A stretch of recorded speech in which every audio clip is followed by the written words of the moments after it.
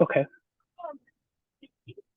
By the time COVID hit and schools shut down, Bernita Bradley had been working on education issues in Detroit for about a decade, including as an AmeriCorps volunteer. In 2020, as a result of those school shutdowns and remote learning, she launched Engage Detroit, a citywide co op for, at the time, about a dozen families who wanted to homeschool their children during the pandemic. In March of 2023, after 3 years of serving families nomadically, Engage Detroit moved into a dedicated building that now serves more than 100 families and more than 200 learners throughout Detroit. These homeschoolers and homeschooling families don't pay anything to belong to Engage Detroit, thanks to Bernita's fundraising efforts. And they now have a permanent space to attend weekly classes and activities, gain support and access to resources, as well as have access to one-on-one coaching. I had the chance to visit Engage Detroit's new building and meet some of the homeschooling families who are part of it. And I'm so glad to have Bernita with us today to tell us more about her journey. Bernita Bradley, welcome to the Liberated podcast. Thank you for having me. Thank you. Thank you. It's so great to have you here. It was great to see Engage Detroit up close and to again see you in person. We met briefly last summer, and so it was nice to see what you've built over the past few years and really the hundreds of homeschool students that you are reaching now through your efforts with Engage Detroit. So I want to talk more about Engage Detroit in just a minute, but I'd love to start with why you got into education to begin with. I know you said when we met at Engage Detroit that this was somewhat accidental for you. You were an entrepreneur running a hair salon, had no real intention of becoming an educational leader. But tell us what prompted that for you. Yeah, so a teacher lost my daughter. Like I was always before I got into this, like the mom who showed up. My daughter was always like, "Yeah, so you're gonna make cookies for my class and all of this kind of stuff, right?" And I'm like, "No, like why do you keep volunteering me for stuff?" But of course I'm gonna make it right anyway because it was my daughter's class. My son, same thing. Like always the field trip mom. I'm volunteering to take other people's children. But then when my daughter was in first grade, I keep saying second grade, but it's actually first grade. My daughter reminds me of that. A teacher lost her, showed up at school. We looked for her for like 15 minutes. And I literally was like, wait a minute, what do you mean she's gone? And if you saw the community that it was in, it's in the what everybody called the red zone in Detroit. And so one of the most marginalized communities in the city, a lot of violence and things like that. And there's like got to be about 600 children outside. The school was really, really very overpacked because another school across the street had closed. And I'm sitting here like, okay, where is my daughter? I'm looking for my daughter and can't find her. We're in the building. Other parents are helping me.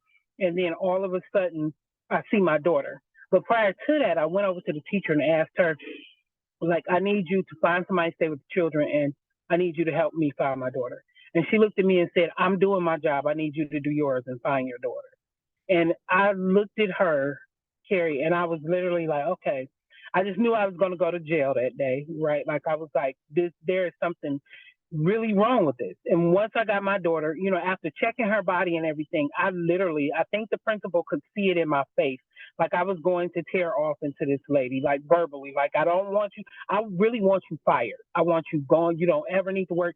Well, fast forward 6 months, I end up had joined AmeriCorps and all this kind of stuff. But the principal kept saying, like, I need you here, Bernita, before I had joined AmeriCorps. And I'm like, what do you mean?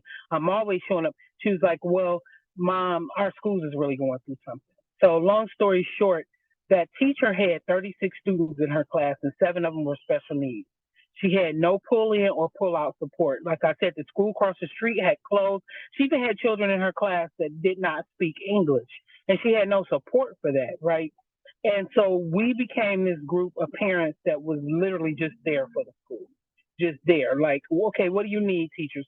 Like we back then they didn't make us get clearances, but most of us were just really like trusting parents that everybody knew. And then we became those parents that everybody knew in that neighborhood. Like moms and dads would come up to us like, hey, if my child get into any mess today, call me, right? Like, so we were just literally the school mom and dad, and it was probably about six of us in AmeriCorps, and then we had the LSCO, which was the equivalent to the PTA. And so fast forward, I just really start seeing that there is something wrong with our system. Like our schools were not safe and caring. Our teachers were not being supported. We had a new principal, and the principal was really, after the other principal, we got a new principal. The new principal really did not like parent engagement whatsoever. She made it very clear she did not understand why we were in her building so often. And we weren't intrusive parents, like, like trying to like start stuff with teachers or something. Like we were literally there as a support for that building and the children in that community. And she did not like that. And so that made me like, yeah, I need to push back some. So I literally started getting these trainings from like Detroit Parent Network and Excellent Schools Detroit and all of these different organizations and just really learning what I need to know as a parent advocate, and it opened up a whole world of knowledge. And then I got with the National Parents Union and getting with the National Parents Union. So let me backtrack a little bit. I launched my own business after I stopped working after they closed Excellent Schools Detroit, where we used to actually send parents into the buildings, train them, pay them, and send them into buildings to say what a safe and caring environment was. That ended up being a portion of our scorecard for the schools in the city. And I managed that process to engage families, right?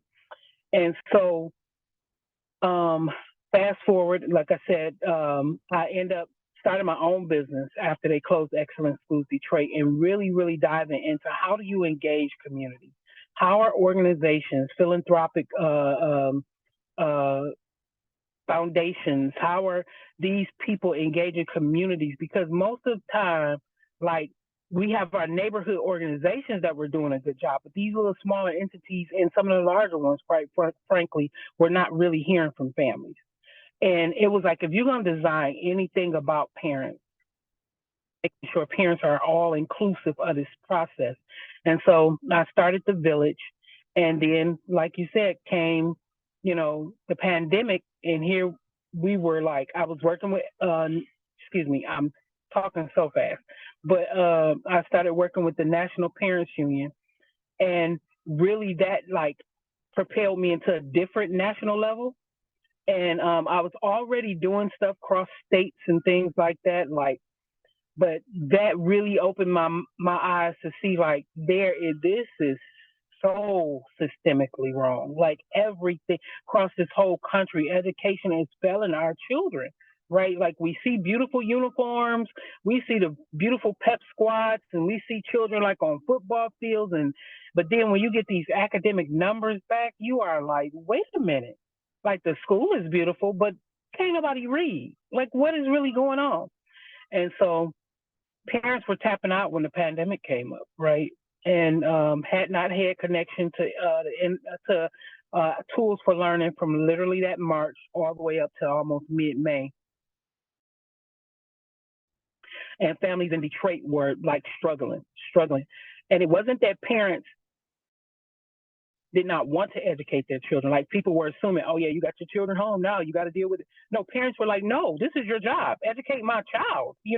I see it happening in these suburban communities. I see it happening across, and not to say it was going perfect in the suburban communities, because everybody was going through a pandemic. But parents were literally like, no, but you're doing nothing for my child. You're giving me a packet. You're allowing me to pick up lunches at your school, but my child is not learning. And then when they did get connected, when the schools finally gave out free tablets to the children, it was a struggle. Like trying to get teachers on. They're talking about like trying to get kids on, like trying to get a teacher to be on the class with the children was a struggle. And parents were being ostracized for how their backgrounds looked on Zoom, on the Google classrooms and all of that. And it was like, no. So parents were tapping out, right? Parents were like, I'm done. I'll take a sabbatical year. I'm going to just do something at home. And I was like, wait a minute, hold on. Like there's a group of us here in Michigan that whenever something happens on social media based around schools, they tag us in it. So I was getting at least 3 tags a day. Bernita, did you see this? Did you see this parent? Did you see what happened at this school? And I'm like, wait a minute. So what do you need to do to make sure your child? Because what you're not going to do is tap out. So this is my pushback to parents. You don't get to tap out on education for a year in a city where we only had at that time 16% of our third graders reading on grade level. And we had just fought to get a right for a basic education in Detroit to read and write. Like that wasn't Michigan, that was Detroit proper. And parents said, well, I want to homeschool. And people were assuming like everybody's homeschooling right now. But these parents were like, no, I really want to homeschool home. I'm like, okay, so what would that look like? And so families said, well, I don't know. So I said, well, I got all these friends who do homeschooling. Let's talk, right? And so we got those people online, and with parents who wanted to homeschool, with parents who were seasoned homeschool parents online to say what it looked like to homeschool and what they need to do. And like, okay, mom, okay, dad, take some breaths. You got this. You can do it. It's not as hard or difficult as you think. It's just some fundamental things you really need to know per grade level. It's some things you need to understand and some things you really, quite frankly, need to take out of your mind about traditional education, you know. And we did it. We launched Engage Detroit with a pilot of 12 families. And those 12 families now have increased to 111 families, and we have 204 students who participate. And we have this wonderful in-person space. So yeah, I said a Just whole lot amazing. real quick. So, Bernita, you were supporting other families, and then you actually became a homeschooling parent amidst the kind of school shutdowns and educational turmoil. Can you share a little bit about what happened there? Yeah, so my daughter, Victoria, being this lover of education, she always has been, but still an advocate, just like her mom. Like I told you, she the one got me into all this, right? Um, she was working with some of her peers, and now, quite frankly, she did not go to school in Detroit. I would bus her, or I would drive her out to a suburban school that was an artsy type of school, right? Really creative, and they literally had no connection again there. She only had a connection to her dance teacher. And quite frankly, this dance teacher was like doing a heavy lift for young people. Like she became the all be all for these students who were in her class, right? And my daughter and her friends created a group. They were supporting one another. Now, mind you, for about a month, I thought that they were on these Zooms with teachers. They were on it by themselves. They had created little chat spaces, and they were, hey, what are you doing? What do you need help with? And I'm like, what do you mean you guys are on this thing by yourself? She's like, yeah, we've been supporting one another for this semester. And, the teachers don't respond to us, so we're doing it ourselves. So towards the end of the year, Victoria made a comment to me and told me, well, because she was in 11th grade, she said, well, if my 12th grade year is going to be like this, I think I'm going to drop out and get my GED. I said, no, you're not. That's not fair to you. Now, it would have been a difference to me if she was like literally like really, really wanted to get a GED. I think I probably would have been open to that, right? Like if school was a struggle for her, but it was at the fault of the schools, not her, right? Not a choice she was making. She was being forced to do something because she had no connection. And I said, so what do you want to do? I said, well, let's try homeschooling. Like I'm helping all these other families. She said, well, and mind you, she had asked me to homeschool her in 5th grade. Okay. I was like, no, I'm not about to do that. I'm not about to be your enemy, right? Like, again, I had this misconception about homeschool in my head.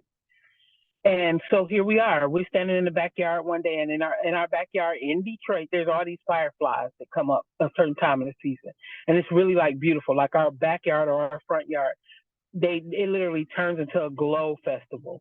And so every year around that time, we're out there looking at it. And this particular day, I was like, So what mesmerized you so much about these fireflies? And she was like, oh, I just love them, blah blah blah. And then she went in the house and got a mason jar, caught one, and she just looking at it glowing and not glowing. I'm like, you got to put some air in there, right? And here it is. I'm talking to. She's like, yeah, I know, I got to put some air in there. I'm just looking. I'm gonna let it go, right? And then we start talking about what it takes to make a firefly, blah blah blah.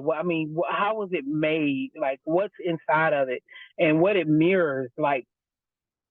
And I told her, I said, you do know this is homeschool what we're doing. Like, this is actually a lesson.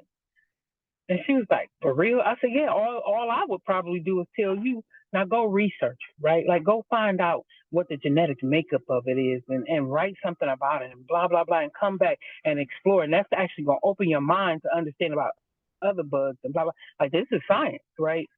And she was like, I saw my daughter light up like she was 4 years old or something, right? About learning something about some bugs.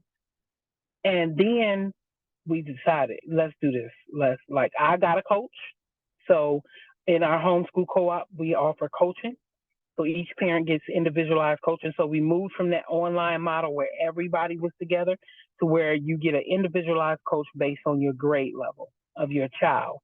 We are not coaching the children. We are coaching the parents to do two things: to shift their minds from traditional learning to understanding what processes and what courses and what tools and instruments you might need in your tool belt to help your family homeschool.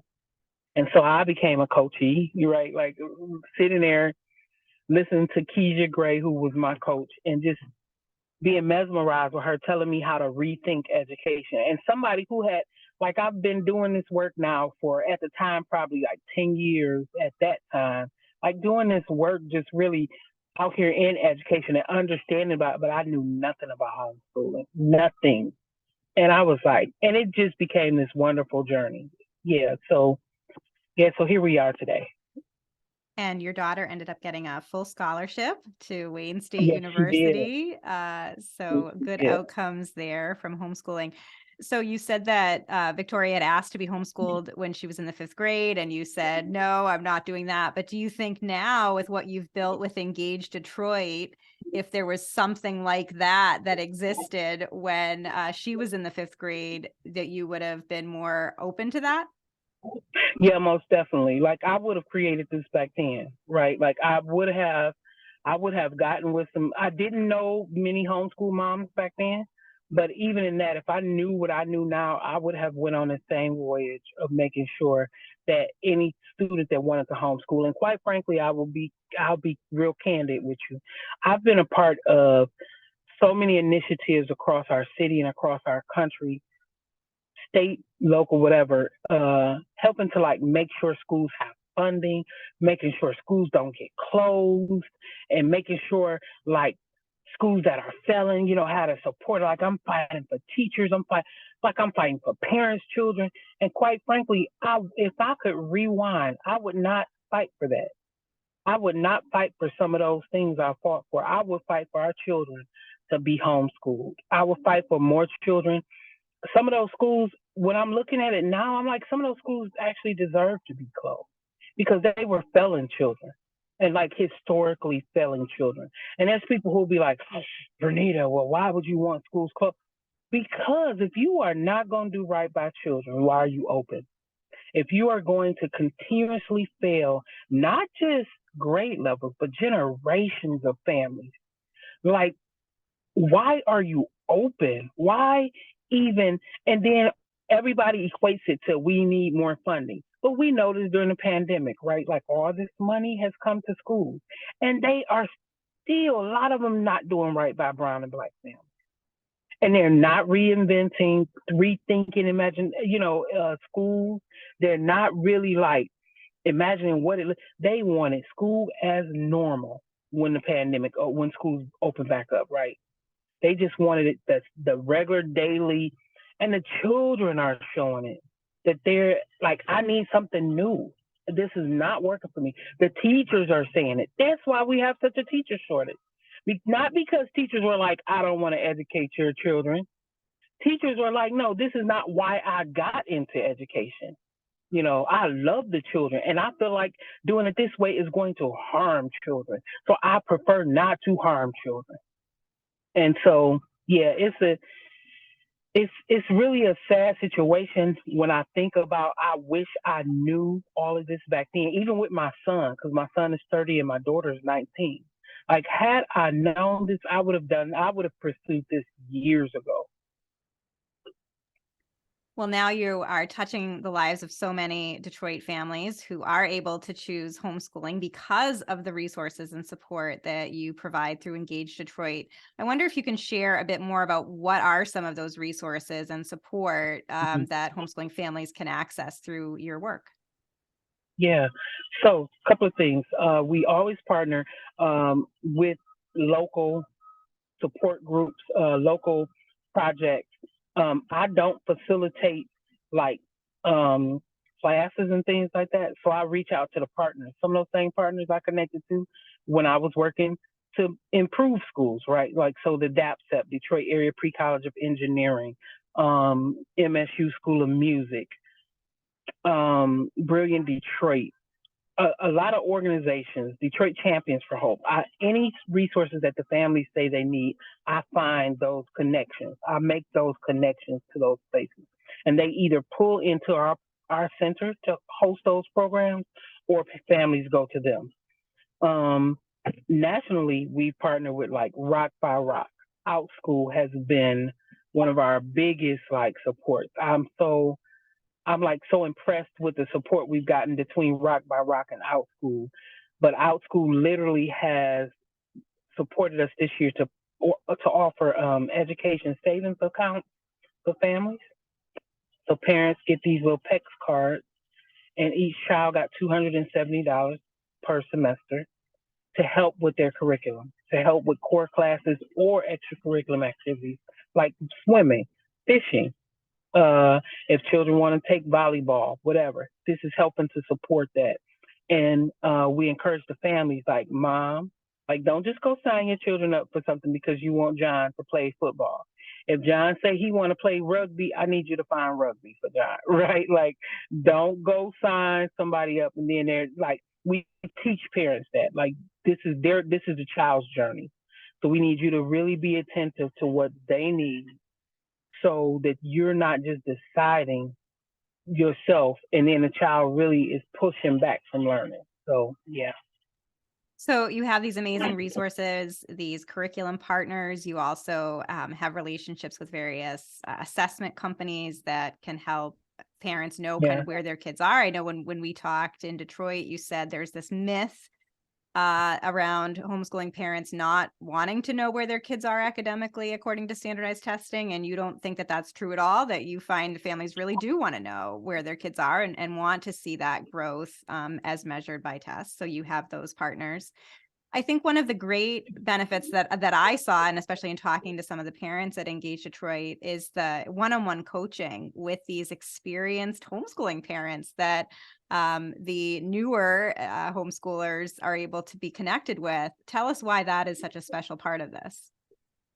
It's a real special part because for the first time, families are seeing the power that they have in their own hands of educating their children and transforming. Like, again, parents are constantly seeing that light bulb come on in their child. Like, I'm seeing my child loving learning and I'm enjoying learning with them, right? Like, we're doing projects and understanding that learning is everywhere all the time. Like, a parent realizes now, I can work and do this at the same time. And they're realizing that through their coaches, because a lot of our coaches worked and did homeschooling.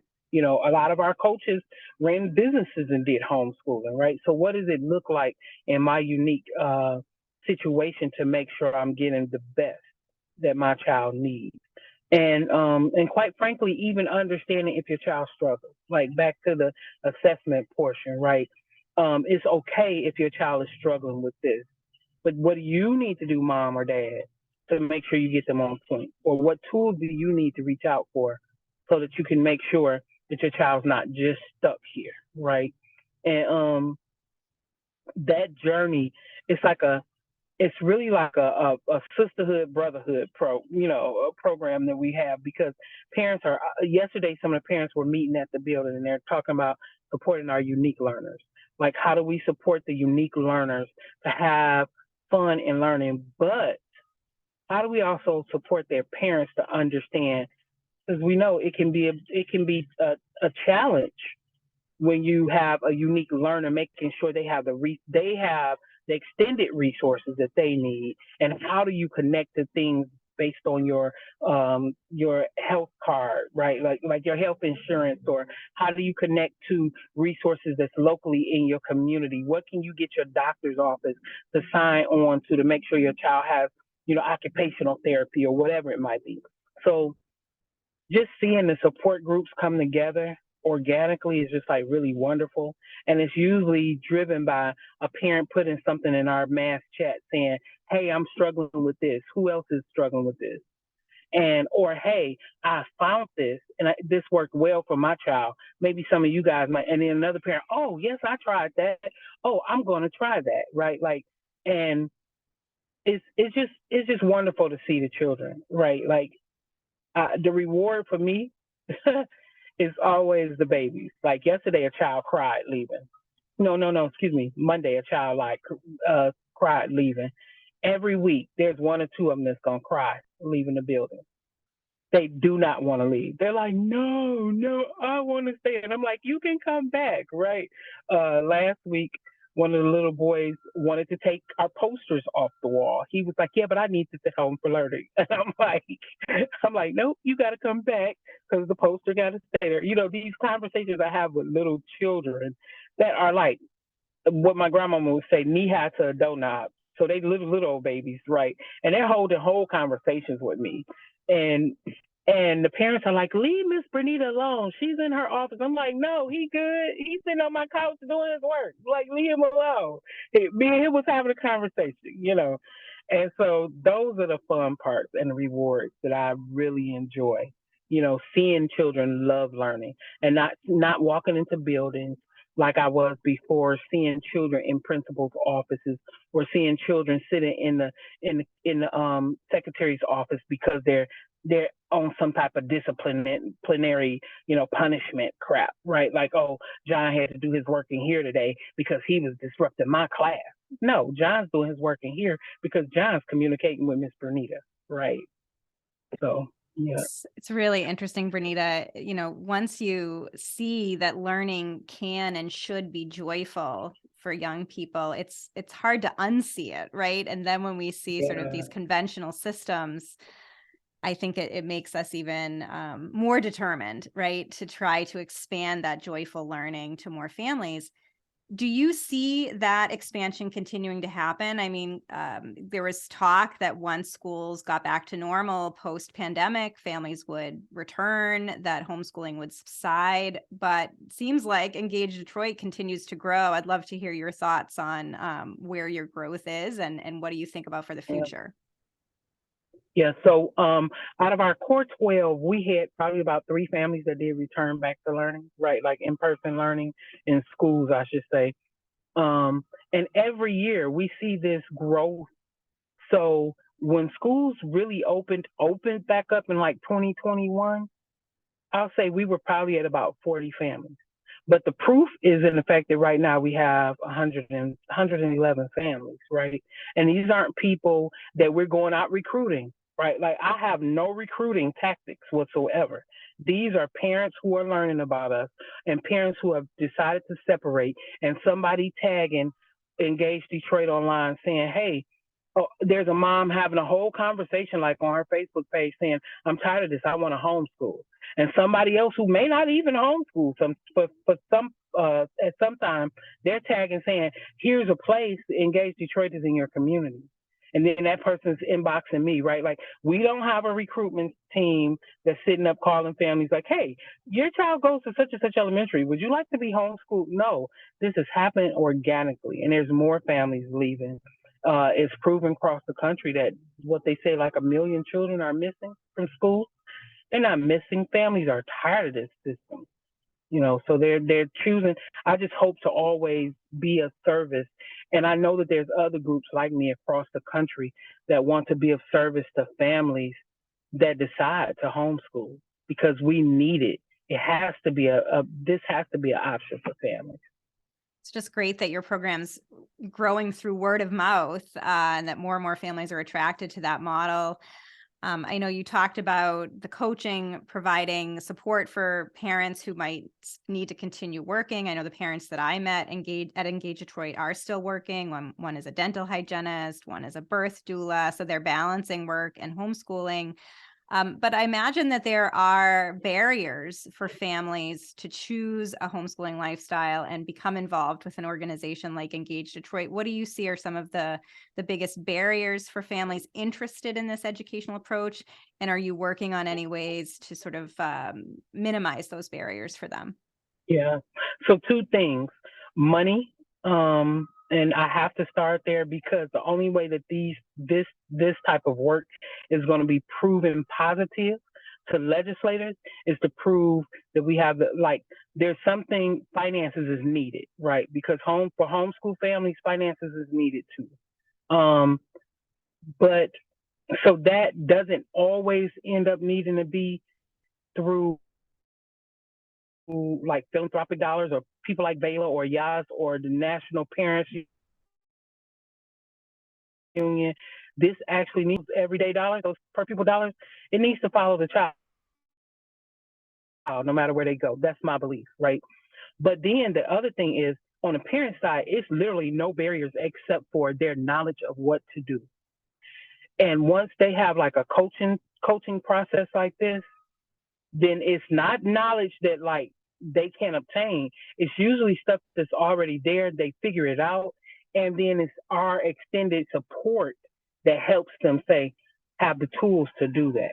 Right.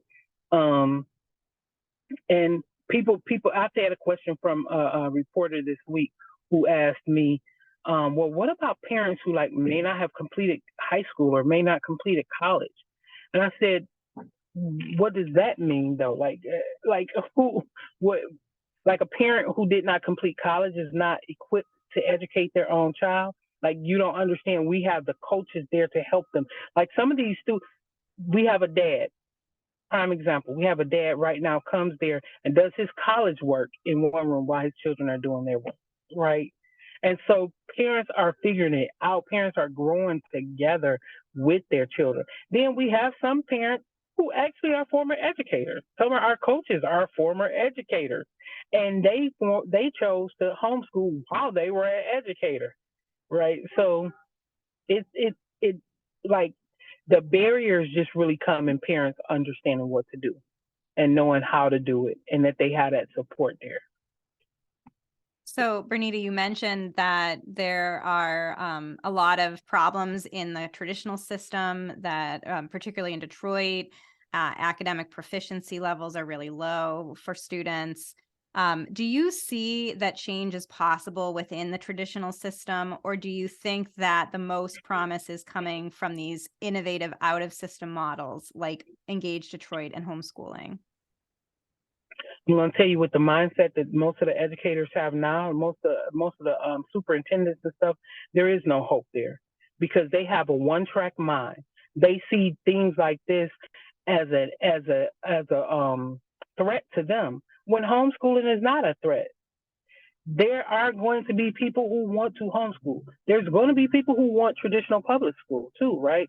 But like in our school system, this past month, they announced that they're letting go so many of the support staff. Parents are like, what do you mean? You're like, how much more can you let go? How many more people can you let go from a school system that's already broken? So eventually my child's just going to be sitting in the classroom, what you're saying. You know, eventually my child's going to be just shoved in a classroom with 30, 40 other children. And then you're going to blame it on them when they lash out at one another. You don't even have support staff there to make sure that the children are doing socially, emotionally well. And then you're putting it all on a teacher to do all of this for 40 students, and she's tapped out or he's tapped out.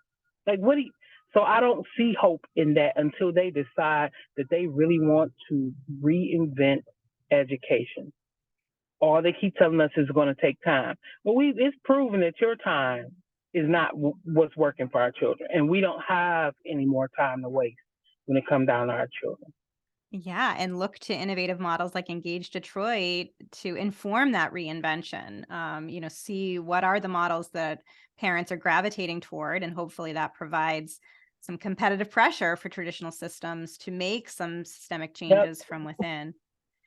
That's exactly my whole that I keep telling people things like this is actually going to up the game for public schools because what they're going to see is, oh, there's something wrong here when all these children are leaving. So we got to do something different.